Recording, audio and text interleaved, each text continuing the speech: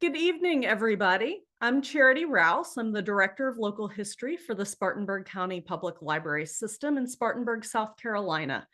I am delighted to welcome you to our first Monday genealogy series and our sub-series on DNA in practice.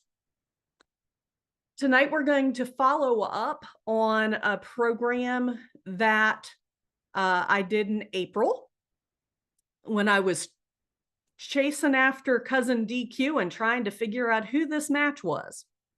And we're going to talk about some tools and techniques that are beyond the basic tools and techniques. If you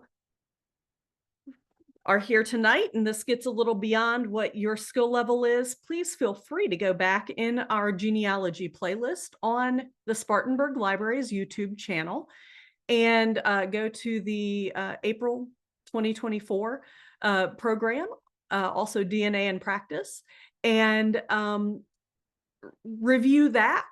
The handouts will be in the chat. If you are watching this and you are not live, please feel free to contact the Kennedy Room at Spartanburg County Public Libraries. You can go through the webpage, choose local history as your contact, and request that.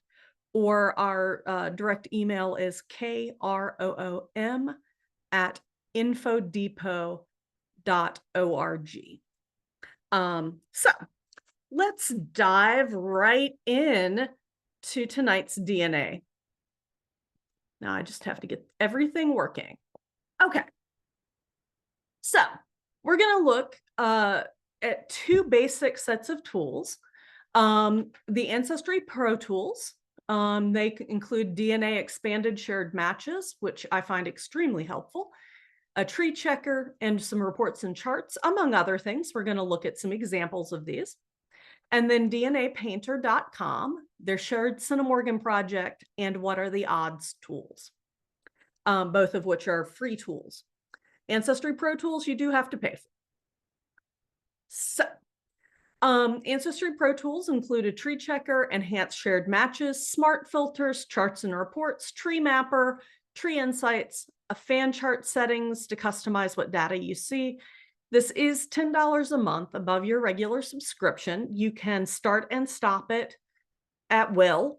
Basically, you can log in for a month at a time and then cancel. And or depending on how much you're using it, you may just leave it enabled all the time. I have a family subscription now, a group subscription now, and I am leaving it enabled because multiple of us are using it and we're all using it at different times. But if you haven't had a chance to explore the Pro Tools on Ancestry, here's a little bit of an overview. When you explore the Pro Tools, you get this menu, and then the fan chart, and a lot of the reports go up to 7 generations, which for most reports is okay. For other reports, you're probably going to want to use a desktop software such as RootsMagic or Family Tree Maker, because they have more robust tools and better fonts. My opinion, better fonts. So you can display different views. So there's also a display where it will highlight the people in your tree who have lots of resources and sources and the people who don't have many sources. I just have this on the default setting that shows, in the first 2, 3, 4, 5, 6 generations, I've got pretty good tree completeness, although I'm missing some birth and or death dates for some of that last generation. And then I've got partial lines on that 7th generation around the edge of the fan. In this view, you can click on the name and it will take you to their profile page. So that's kind of cool. And it's just a different way to look at and visualize your tree. You can see the holes a little bit better than maybe in a pedigree view or in the vertical view. Ancestry Pro Tools Tree Checker. It gives you a little report card on what you're doing. This is my primary research tree. I have worked really hard. I started over so that I could do the uh, genealogy tree do-over, because my first research tree had a lot of problems. Like many of us, we learn a lot as we go, as we mature as genealogists, as we get familiar with genealogical principles and that kind of thing. But this one, I've got a 9.7 score on this, which is pretty darn good. Primary categories that tell you across the top there, possible duplicates. I have 0 possible duplicates. I have 437 people with no documentation out of, it's about 5,800 in this tree at the moment. Only documentation from other people's trees, 0, because I am pretty fanatical about, if I look at someone else's tree, I'm not copying information. I am independently verifying that tree information. And other possible errors. The other possible errors include things like birth years spanning more than a decade, a child born outside of a typical age range of the mother, stuff that maybe you've got 2 people put together instead of actual complete information on one profile. Now the 437 I have, those are mostly where I have added spouses or children or other family members from obituaries, and I just haven't always tagged every single person in that obituary to the obituary, because that gets really messy, because then you think, oh, I've got an obituary for this person, and it turns out it's for their grandmother. But I put those in as placeholders. So I'm not upset by that percentage, actually. And it gives you a list, and you can go through that list. Now there are Pro Tools filters for the whole tree, so you can look at just one particular family line. You can look at events and places, again, possible errors, and hence. So these are these filters down the right. So some of these you can filter by, like the tree tags, you can filter by whether you have Pro Tools or not. But anything with the green Pro is something you have to have the subscription for. There are some reports, kinda. Not a huge fan of Ancestry's reports, but they're trying. They're trying hard. You can do a descendancy report, an Anantafel, which is the example report there on this, which is generation by generation in a particular numbering system, a register report, and family groups sheets. There are a couple of design options. The font, even at its largest, is painfully tiny. And my eyes aren't all that old. I mean, I'm only a half a century here. And you can focus on up to 7 generations. This is a close-up of that menu. So you can choose which of the reports. There are 4 different design options. And then you choose what generations that you want. And then your focus person for the report. And then you can give them feedback, which is helpful. And sometimes they listen, but they don't tell you they listened. The insights, it's coffee table conversation. But they do include your most common surnames, the longevity in the tree, women with large families, and the youngest married couples.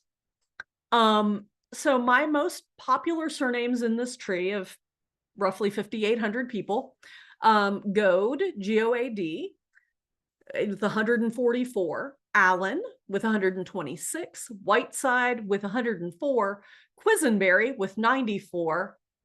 We'll come back to that one in a minute. And Johnson with 86. This obviously just depends on who you've been working on the most. Quisenberry is not on my direct line.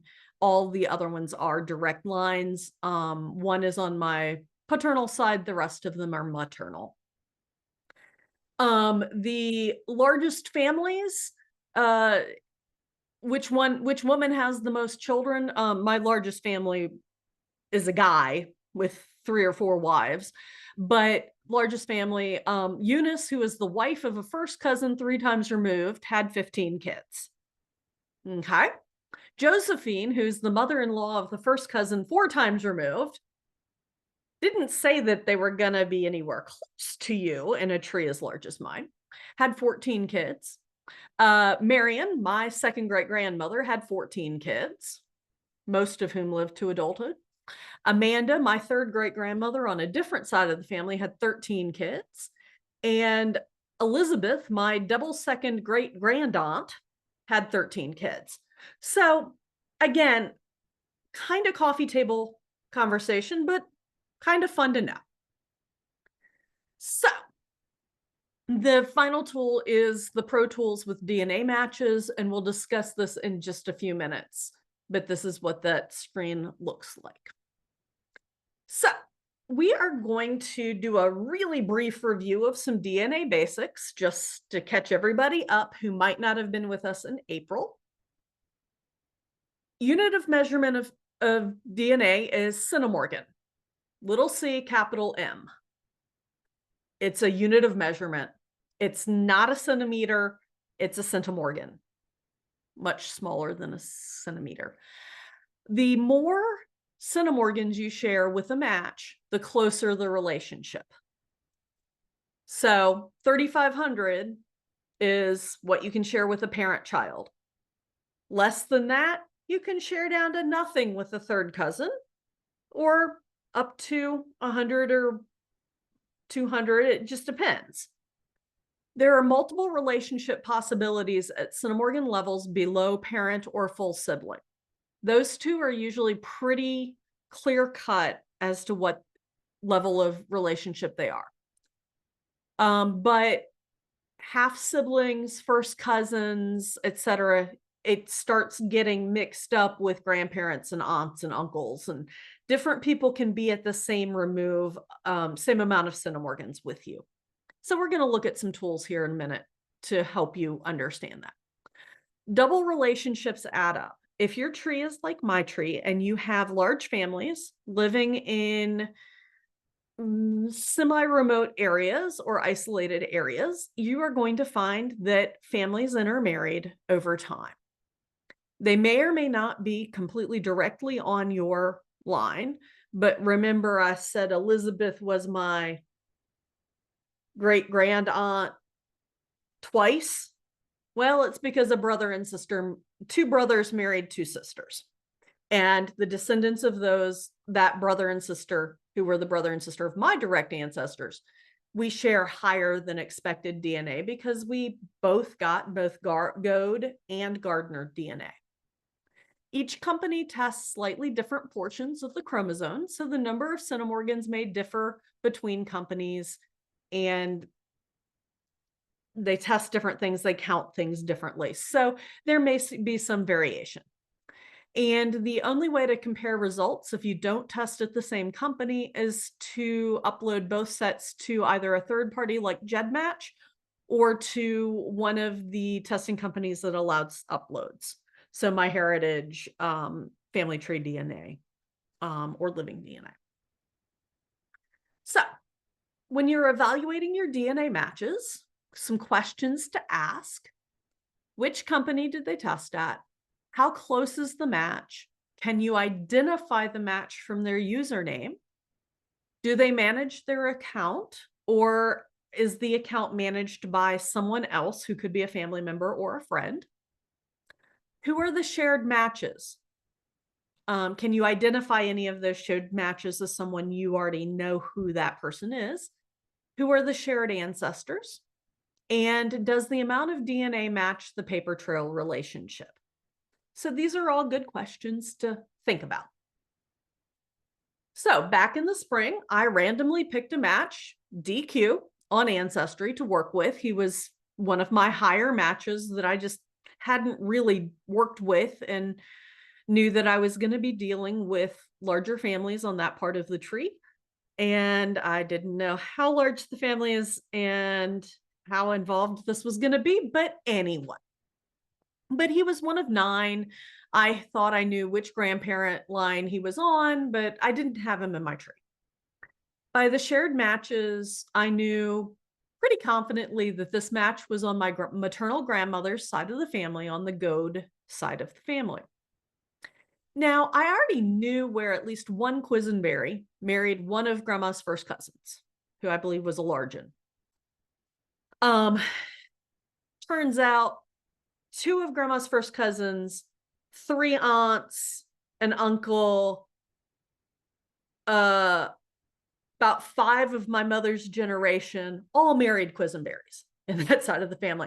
My grandmother, I came to find out when I finally counted up, my grandmother is one of at least 104 first cousins. Between the Goad side and the Johnson side, there are at least 104 that I have identified biological cousins to date. So it's a little bit overwhelming when I'm working on this side of the family. Now, when I started the search, I had 18 people with the surname Quisenberry in my tree. So, and remember that spelling variations are very common. Remember that 86 or whatever Quisenberry's surnames? Yeah.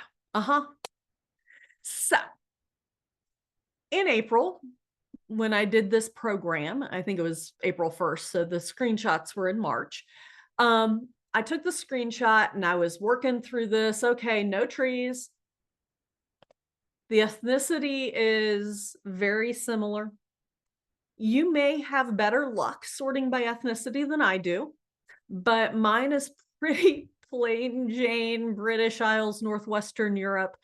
And there isn't a lot of variation. You may be in a family situation where you have a grandparent from a different continent or with significant African or Native or Asian DNA that may show a little bit more variation than mine. I don't find the ethnicity to be terribly helpful most of the time, but you may. So it's always worth looking. Well, and then I looked at the shared matches. Well, my mother matches, which is good because I had identified this as being on her mother's side. My aunt matches, my mother's sister. 2 of their first cousins match, and on and on and on. So, pretty confident I know which side of the family this is. As we keep going through. And I do make notes, fairly copious notes, and I date and initial them so that I know that I was the one who made that note.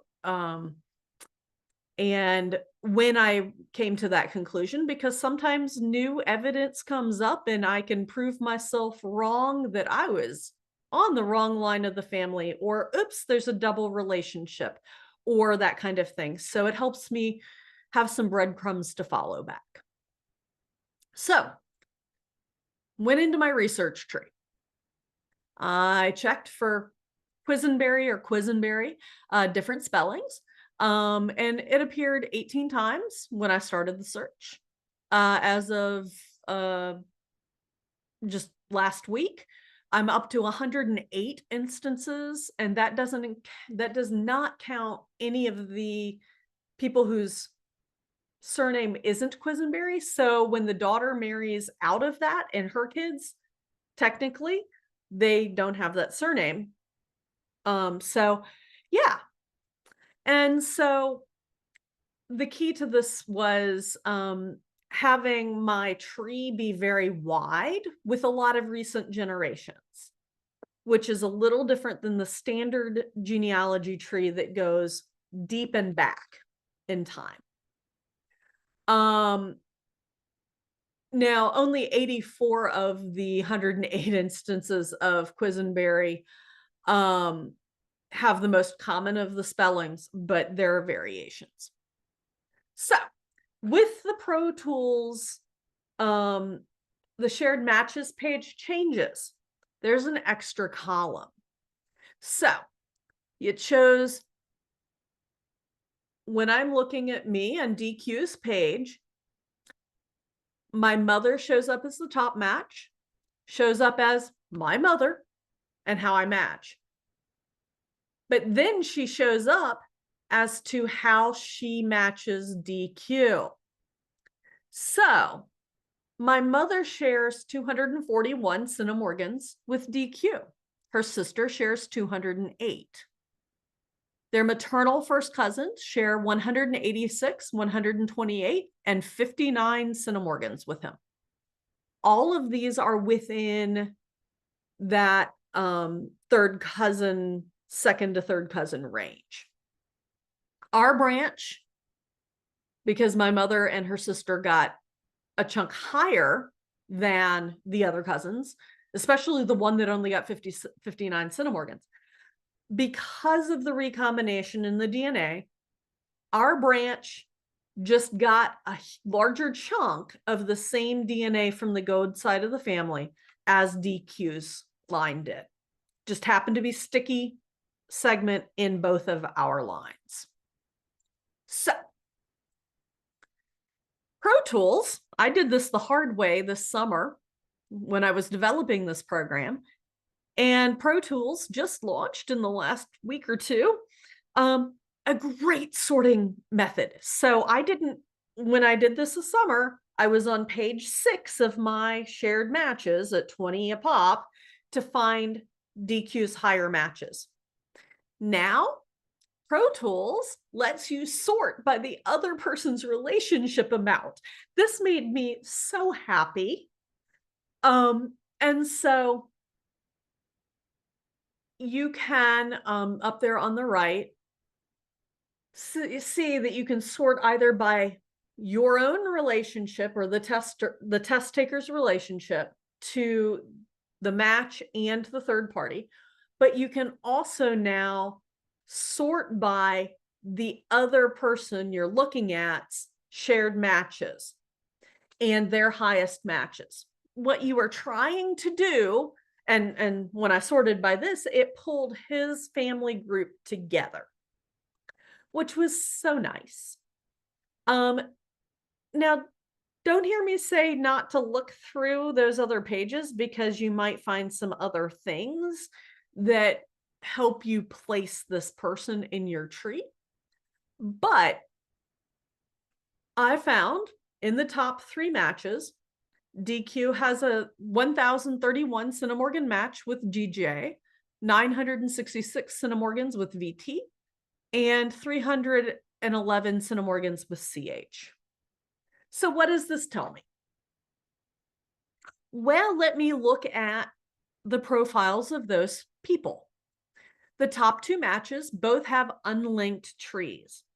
Unlinked trees can be dangerous because they may or may not be that person's tree. They may be the spouse's tree or a friend's tree or a non-biological tree.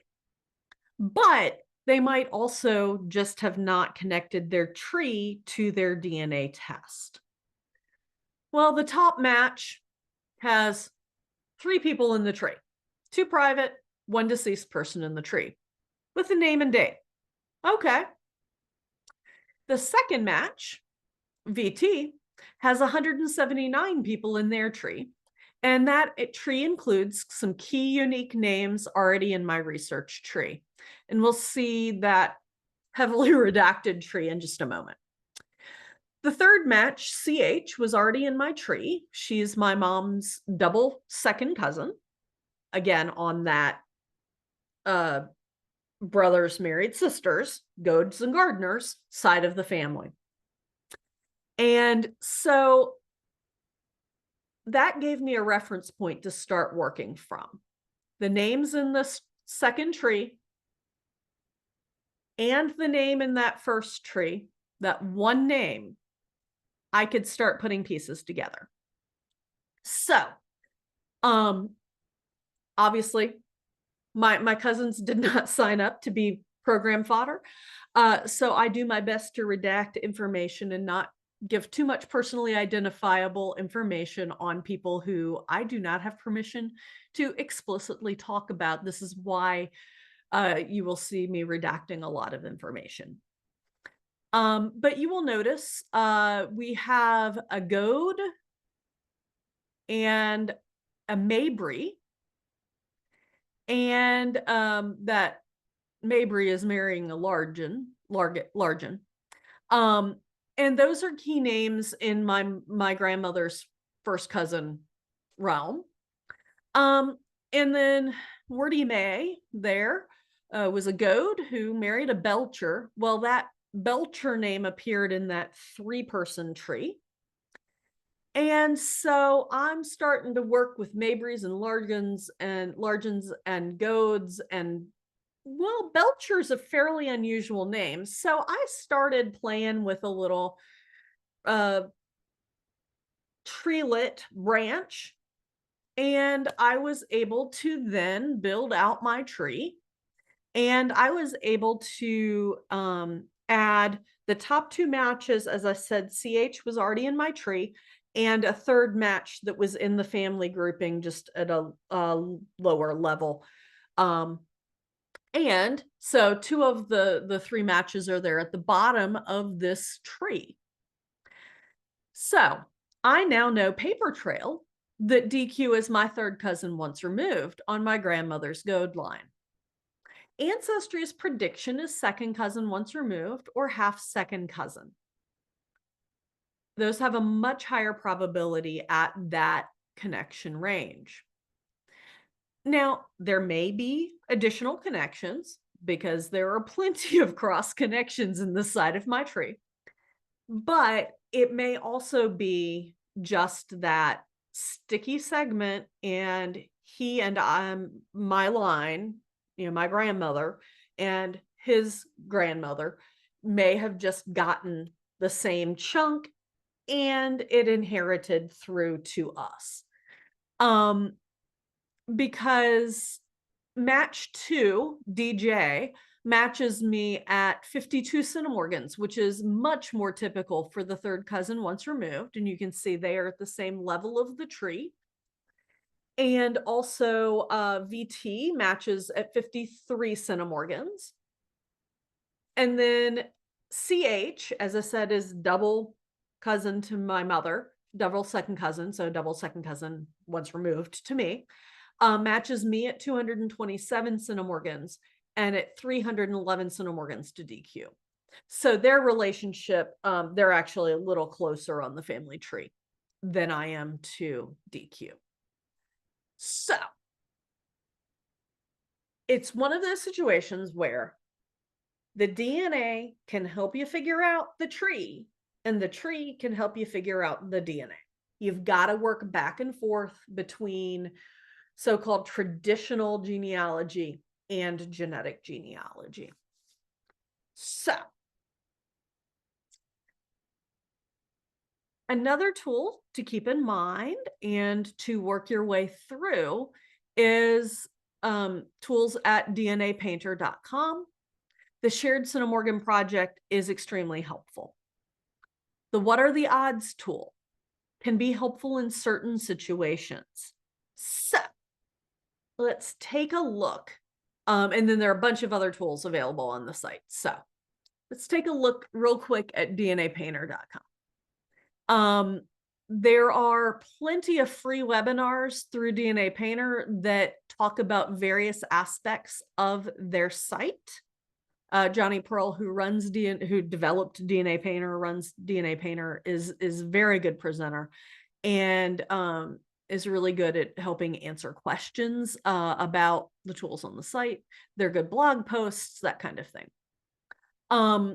The Investigate Family Mysteries is the What Are the Odds tool that we'll look at here in a minute. You can do chromosome mappings of your DNA to figure out what chunks you got from which great-grandparents and stuff. I have not done much with this.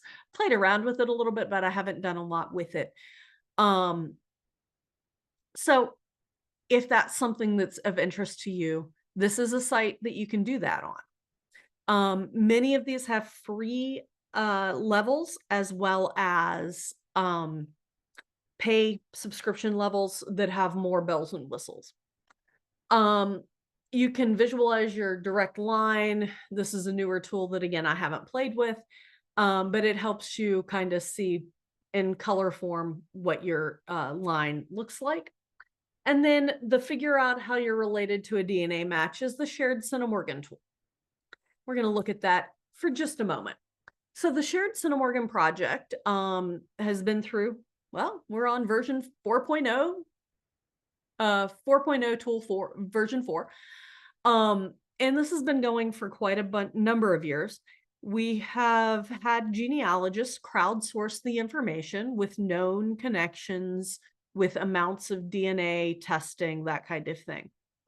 And there has been enough shared to make this statistically reasonable information.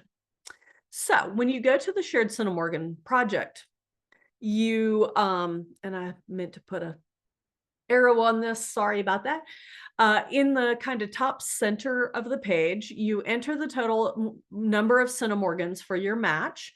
In this case, it was 152 between me and DQ. And it will tell you some most distant common ancestor levels of, hey, you should share fourth great grandparents with this person, or it may be closer. And then the relationship possibilities based on stats from the DNA Geek, among others. And so 54% half second cousin once removed. That's what Ancestry is saying is DQs in my relationship. There is a 5% possibility that we would be a third cousin once removed. That is what the paper trail is telling us. It is not outside of the realm of possibilities. Again, there may be some unexpected parentage in here. I don't know, but it is heavily likely that it is just a recombination sticky segment. He and I, his line and my line just got more of that particular part of DNA. I could go on and do the visualization for this and see exactly which segment of DNA it is, if I were interested in doing that. When you put the 152 in, it will tell you these probabilities with the percentages and the relationships. And then if you scroll down the page, it will tell you visually the grayed out things. It can't be a grandparent. It can't be yourself. It can't be a grandniece or nephew. It has to be one of these more distant relationships because of the number of centimorgans. On each of these boxes, you get a range. So on a third cousin once removed, the range is 0 to 192, with the average being 48. Now, remember when DJ and VT, they were at 52, 53 with me. So they are solidly in this third cousin once removed. 192 is higher than what DQ and I share. So it's on an edge, but it's not out of the realm. So, and then, you can play with this tool and you can put different numbers in. If you are working with one of the DNA sites that does percentages, there is underneath the box, you can see or enter percentage. You click the or enter percentage, and it will allow you to enter 3% or 8% or whatever the percentage is. So it's such a fantastic tool, and it really does help because it reminds you that there are a lot of possibilities for a lot of these relationships. And some of us like visualization better than we do other stuff. So what are the odds? The Wato tool. again, this is going to be a real brief overview. But I just wanted to show you what a different project looks like. This is a different higher match. One of the things I have found with the Wato tool is if you get too distant, too low of a match, it doesn't do a lot of helpful analysis for you. This works for situations where it's an unknown parentage or pretty high, or you've got a lot of good matches to this mystery person. Because I ran the Wato, I did the Wato tool initially on this situation before Ancestry Pro Tools, and I didn't get much help. It was pretty low hypotheses numbers. Once I had more information to work with, because that shared match is knowing how the other person matches this shared match becomes critical. So, for what are the odds, you have to come up with a question. What is your question? My question is target name A, who was born in 1973, a grandchild of this person, L? So that is what I'm trying to figure out. You can't do complex things here. I think you might be able to do more complex things in the paid version, but this is the free version. And so I started building out little pedigree chart that has the various matches in it. And so ones that are just in the background, the white color on the white type on the black background or gray background, whatever it is, those are ones I don't have DNA results for, but they are the connecting pieces for the ones I do have DNA results for. So the ones I do have DNA results for are in this yellow color, and they recommend you put birth years when known and the DNA match. This is a little bit more of this tree. I ended up adding in a sibling of the left-hand oldest generation there, just to see if maybe that was going to help or throw off the thing. It did help because it shoved things up to this top family group. And you see there, the yellow boxes have DNA match information. And the more boxes you have with DNA match information, the more it helps the back end of this process work its way through what are the possibilities. Higher numbers on the possibilities are more likely. I think my top score in here is about 875, something like that on hypothesis 1. And hypothesis, one of the ones lower down is like 1, 4. So if it's got 800, it's much more likely to be the case. The hypotheses are where the algorithm thinks that the mystery person might fit into the family tree. And the kind of gray green are the hypotheses, the bright green are the numbers in it. And once I had the more people with test numbers, because before that I was having to, text my cousin's kids and say, hey, how much do you match this person at? Text my aunt, how much do you match this person at? Helping them try to navigate through it was a little fun, and most of them didn't have time and hadn't looked at their DNA results in a while and didn't care. So having the Pro Tools meant I could come up with these numbers myself. So It's another thing to help. But as I added the shared match information from the Pro Tools, the confidence scores kept going up. Now, do I really know where this person fits into the tree? No, I have suspicions, but I need more information. I'm not jumping to conclusions, and I'm not telling the world about the details of this. But here are a couple conclusions I've come to so far with these tools. Ancestry Pro Tools for the shared DNA matches has been a game changer in how I can group my unknown matches into family units.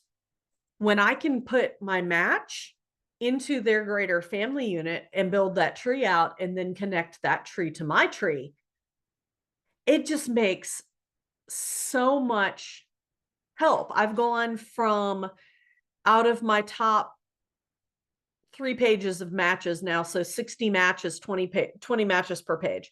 I think I was at about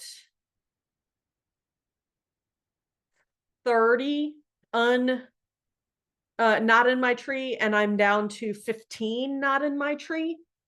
So of my top 60 matches, that's pretty darn good to only have 15. Now, some of those, because of the use of an alias, I don't know who they are, but I know which family group they fit into. I just don't know which of the 5 or 6 kids that it could be that particular match happens to be.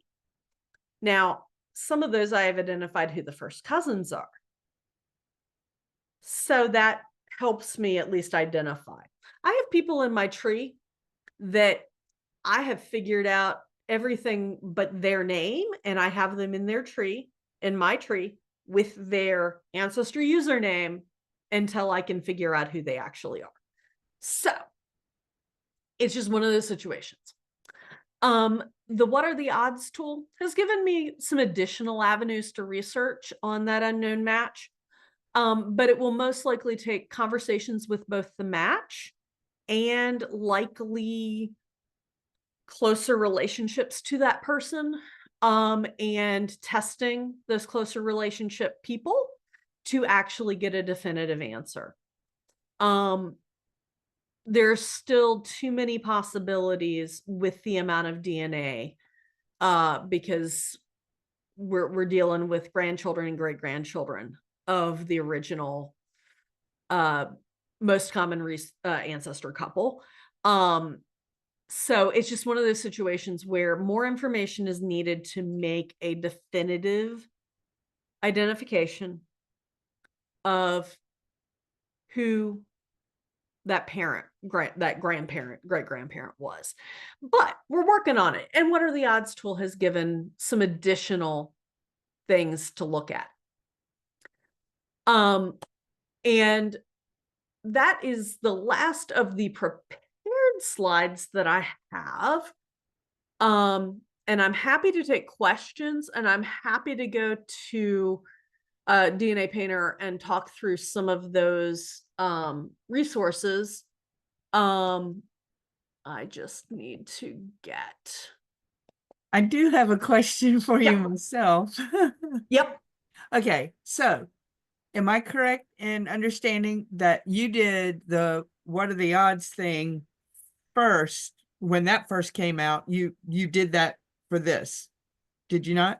I did it and didn't really get a lot of conclusive information out of it. Okay, so having done that though, do you think the other program, the other one that you did, the Pro Tool thing, did doing the Wado thing first make it easier for the other tool to work and give you more information, do you think? Or do you think you would have gotten a different outcome if you had just done the Pro Tools one to be as the only one?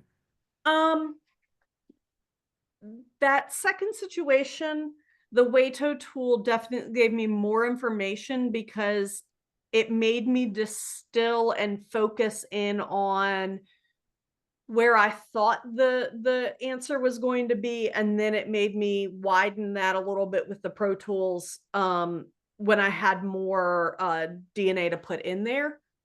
Um, so uh, so on, oops, that's plus.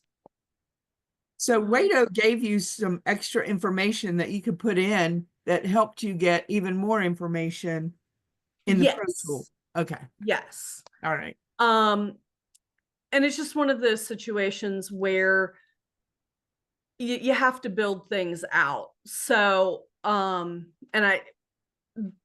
because I don't have permission to talk about the specific individuals, I can't show you that tree other than the redacted version.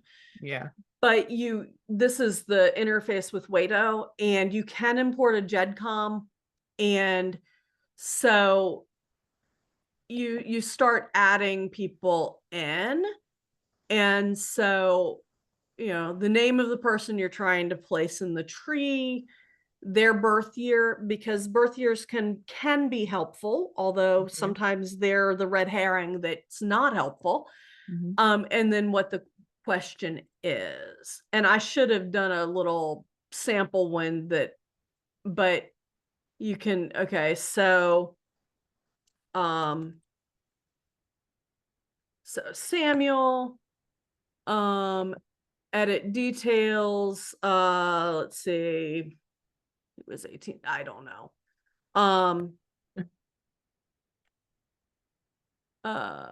So yep. Okay. And oops. Okay. Oh, come on. This is not liking me tonight, because I want to, so 1973.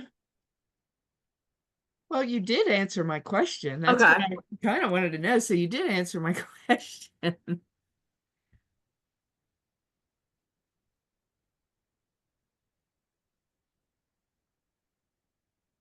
So, oops. And then somewhere it should allow me. It's not allowing me to get back to the original thing so that I can add a child to this profile. Okay. So, but you would build out your pedigree, really a descendancy, coming to the right with the more recent people, and then it will suggest, well, this is where this could be, this is where that could be. Okay. Okay. So do you like the Pro Tool better than the Wado? I found the Pro Tool a lot easier to use. Okay. So, and then this is the shared Centimorgan tool. So if you do 336, that's going to be this. Am I screen sharing on the No. DNA Painter one? Is it now on the thing? Yes. Okay. Sorry about that. Technology. And everybody was nice and didn't blow up the chat and say, hey, we can't see what you're talking about. But this allows you to see the differences, that see different things are lit up in that than were earlier. So it just it's helpful. Okay. Oops. And I'm going to, on the, I hope this is a safe tree. I think this is one that I had my, that everyone's deceased on. yes. I hope so. I mean, I don't hope so, but looking at the dates, I hope they are. Yeah. So in this one, I'm going to go over to Tree Mapper. Yeah. Because I didn't show any screenshots of Tree Mapper. Because sometimes I don't find these things all that helpful. And of course, this is a tree that I don't have a lot of people in. So it's not going to show, but it will light up the number of there. It just took it a Oh. minute. It was thinking. So the number of people who are in this particular tree who are associated with this particular place. So Wow. 269 mentions of Virginia, 75 of North Carolina, 4 of Ohio, 1 of Missouri, 2 in Washington State, that kind of thing. So you can Wow. kind of get a heat map for the addresses in your tree. Yeah. I don't know what it's, yeah, no family, no direct line filters, 'cause I probably don't have a home person identified in this. So I need to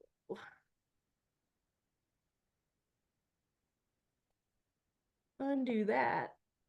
But you can check it by, you can look at things like paternal line or maternal line, end of the line if somebody doesn't have descendants listed or something, Yeah. that kind of thing. You can check on who has hints in your tree. Oh. And then if I had done tree tags and things, although these are not just Pro Tool, you can do tree tags and you can say, if I had tagged all of my DNA matches in this tree, which I have not, then it would show those. Okay. So that can be a useful tool. And again, it was one that I had not explored until today.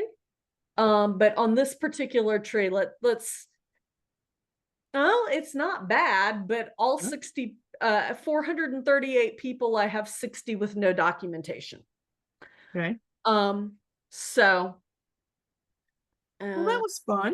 yeah, so and it's just one of those Oh, and things. it gives you the names too. Yeah, it gives you the names. So let's just look here at Mr. McKinley, Howard McKinley Key, and he has no records associated with him. That's why there's an error. And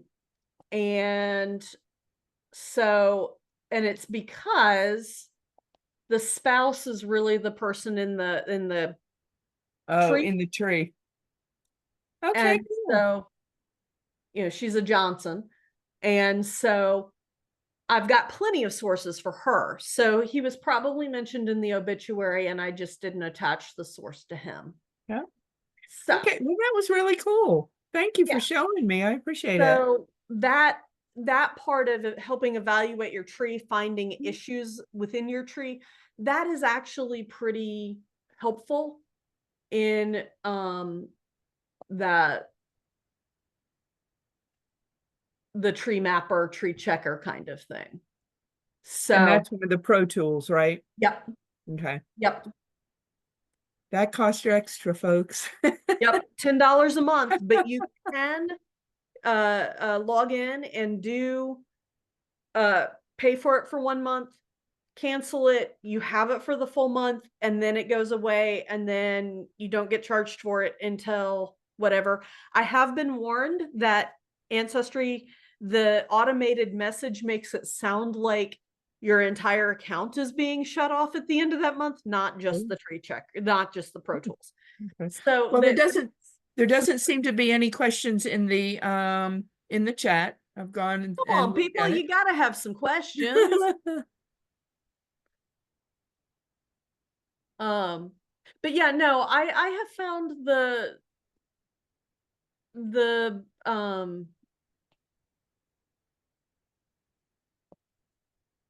Pro Tools to be helpful, and as I said, that is particularly that shared matches. Let me pull up one of these charts. Yeah, these charts and reports, I'm not terribly thrilled with them. Again, I'm hoping that all of these, I mean, so you can see pine has a little green line and birch doesn't have, it's just the plain. And then random photo at the top, a Mhm. descendancy. Um, you can change how many generations you're doing. Um, a descendancy on Entafel. Um, oh, I've got to start at the bottom for him, for that to work. A register, Levi Bobbitt's, uh, one of my Revolutionary War ancestors. Mm. Um, and so, you know, so the various family group sheets, you know, they can be helpful. Um, but as I said, this is with the font turned up as high as it will go. The one that's really, really tiny. Yep. Yeah. Well, I'm And at gonna have work to. it's smaller than it is here on this particular screen. Yeah. So your mileage may vary. I had Well, not tried it on this particular screen. I'm gonna be busy tomorrow night while I'm working, looking at some of the, not the Pro Tools, because I don't have those yet, but Right. the other ones that are still available because I haven't made use of those yet. Yeah, So and that. it for specific situations, the what are the odds tool is, it can be really helpful. Okay. Um, as I said, I just need more information for it to be conclusive. Okay. So, All and right. I like to have a fairly high proof ratio before I talk about it. Yeah. Yeah. Which is why that was so heavily redacted and why other people's trees are so heavily redacted. It's Yeah. one of the problems with doing DNA programs, because you've got to redact so much, or you have to have the people's permission. Sure. Sure. I And understand.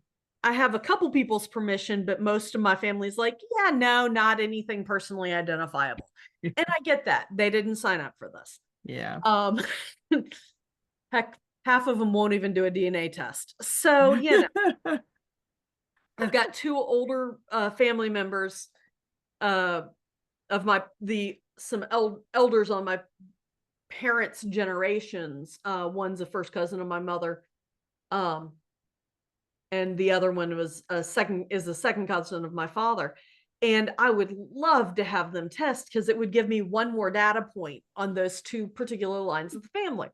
Yeah. Neither of them will test at all. I even offered, here, I have a test with me. Nope, nope, nope. So it just depends. Yeah. Then there's my mother who's like, oh, sure, whatever.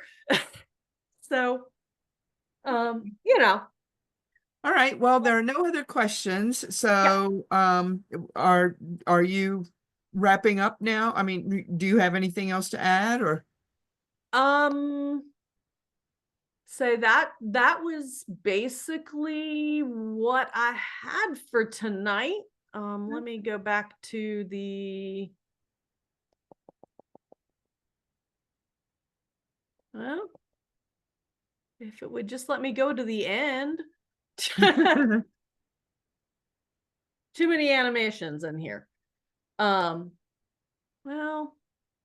Oh, that's it. That's the end. That's yep, the that's the Thanksgiving. end. Yeah. Um, but yeah, if you've got questions, feel free to contact us in the Kennedy room. We are happy to help, and we are available.